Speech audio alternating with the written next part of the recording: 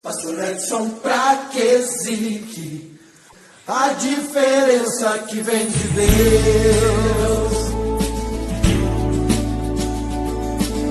Olá, internautas, vamos a mais um Papo de Bola. Tudo bem, Fumaça? Tudo tranquilo. Vamos falar sobre esse ciclo novo, né, da seleção brasileira que está começando agora com o Tite, né, depois da Copa do Mundo, um certo fiasco, né, se esperava mais do Brasil.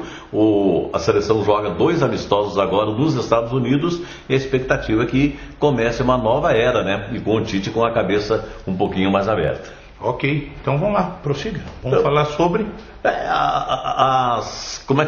São jogadores que já tinham sido cobrados, né, na convocação para a Copa do Mundo e que o Tite não convocou. Paquetá do Flamengo, o Dudu do Palmeiras, o Arthur do Grêmio, o Everton também do Grêmio. E esses jogadores não foram, né, convocados para a Copa do Mundo. O Tite achou que eles eram verdes ainda, não tinham ainda experiência para ir para a Copa do Mundo. Não convocou, e quando precisou de jogadores desse estilo, principalmente estilo do Dudu, do Arthur, ele não teve, principalmente no jogo contra a Bélgica. Então a imprensa caiu de pau, né, no Tite, achando que o Tite poderia ter levado esses jogadores. Ele não levou mais agora, até por uma questão de uma pressão da imprensa, o Tite acabou levando, e a gente tem expectativa para ver o que vai acontecer com essa nova seleção brasileira nesses 2 amistosos. Eu ainda tenho uma impressão ruim do Tite, no sentido de que ele tem um favoritismo aos jogadores do Corinthians. Exatamente. Então, o que foge a esse micro-universo corintiano, ele tem resistência, ele reluta em convocar. Eu não sei se por questões de rivalidade históricas, por ele ter estado à frente do Corinthians e o Palmeiras, a exemplo, ser o principal adversário, o principal rival do Corinthians.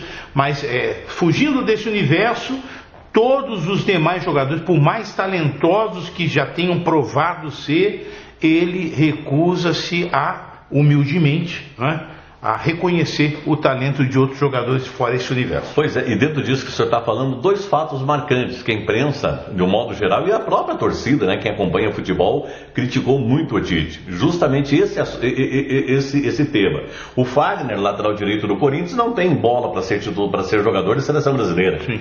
Aí, com a contusão do Daniel Alves, ele era o reserva imediato, acabou entrando e foi titular do Brasil numa Copa do Mundo, um jogador muito limitado, mas que é do Corinthians. E principalmente o Renato Augusto, que sempre foi convocado pelo Tite, desde a época do Corinthians, e pelo fato de jogar no Corinthians e o Tite conhecer o Felipe Augusto, ele foi convocado machucado, né? Tanto é que ele quase foi cortado, acabou se recuperando, jogou um pouquinho na Copa, mas quase foi cortado. Quer dizer, ele convocou o Fagner, convocou o Cássio, né, que também não é jogador para a seleção brasileira, e principalmente Renato Augusto machucado, né, pelo fato de serem ex-jogadores do Tite no Corinthians. Até pelo fato de eu ser pastor, eu tenho que explicar comparando.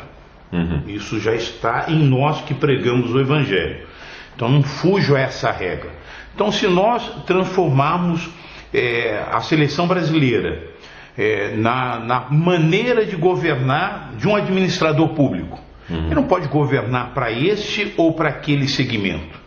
Ele tem que governar para a coletividade. Exatamente. Sendo religioso ou defendendo uma confissão de fé, ele não pode legislar ou governar ou administrar, quer ser sua cidade, estado ou país, favorecendo esse ou aquele. Ele tem que ter neutralidade. Sim, não diferente o técnico da seleção brasileira.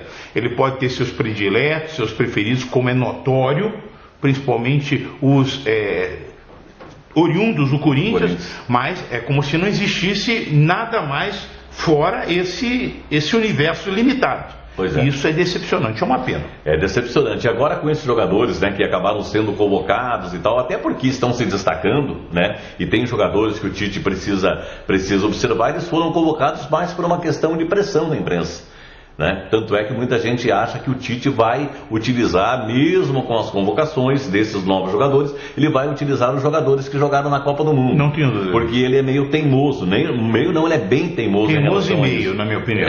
Bem teimoso. Então fica essa expectativa, porque a partir de agora também, aquela ideia de que o Tite era o salvador da humanidade, o melhor técnico do mundo também, essa verdade já não é tão absoluta assim. Então, a partir de agora, o Tite tem impressão, e a crônica acha isso, a partir de agora o Tite vai ser cobrado no comando da seleção brasileira, como não tinha sido cobrado, porque todo mundo só passava a mão na cabeça do Tite, era só elogios para o Tite. Acho que a partir de agora, do papel que o Brasil teve na Copa, acho que isso mudou. Reconheçamos que o Brasil estava uma porcaria, a seleção brasileira, não é?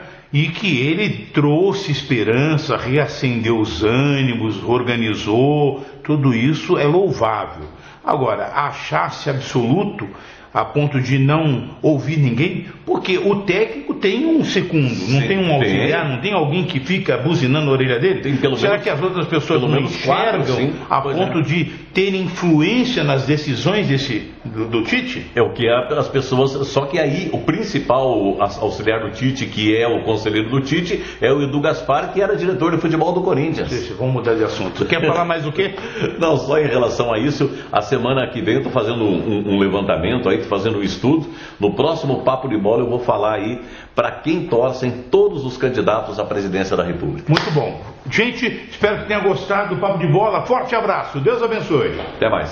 Só teoria ou boa intenção, fazer de conta pra Deus não conta não. Tem que existir a fé e o compromisso.